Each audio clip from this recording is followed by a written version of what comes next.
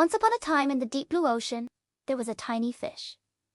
He was the smallest fish in the whole wide ocean. And because he was so tiny, the other bigger fish would often bully him.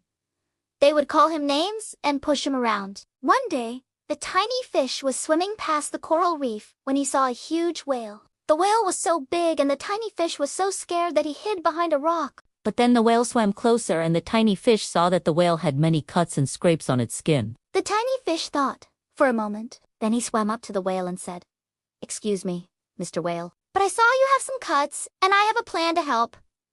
The whale was very surprised to hear this, but he agreed. So the tiny fish got into the water and started cleaning the whale's skin with his tiny mouth. It took a long time, but at the end, the whale was very happy. He thanked the tiny fish, and they became best friends. Every day after that, the tiny fish would meet the whale and clean his skin. The whale would tell the tiny fish stories about all the far-off places he had seen, and the tiny fish would listen with wide eyes. One day, the whale and the tiny fish were playing near the shore when a big net came down from the sky and trapped the whale.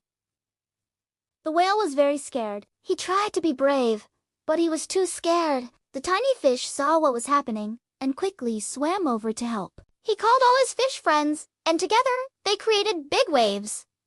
The waves pushed against the net and made it move. The tiny fish kept encouraging them.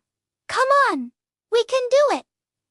Finally, with a big splash, they broke the net and the whale was free. The whale was very happy to see the tiny fish and all his friends. He was so grateful for their help. The whale and the tiny fish remained best friends till the end of their lives. The little fish may have been small, but he was very brave. He showed that even the smallest of us can be heroes and that true friends are always there to help each other. The end.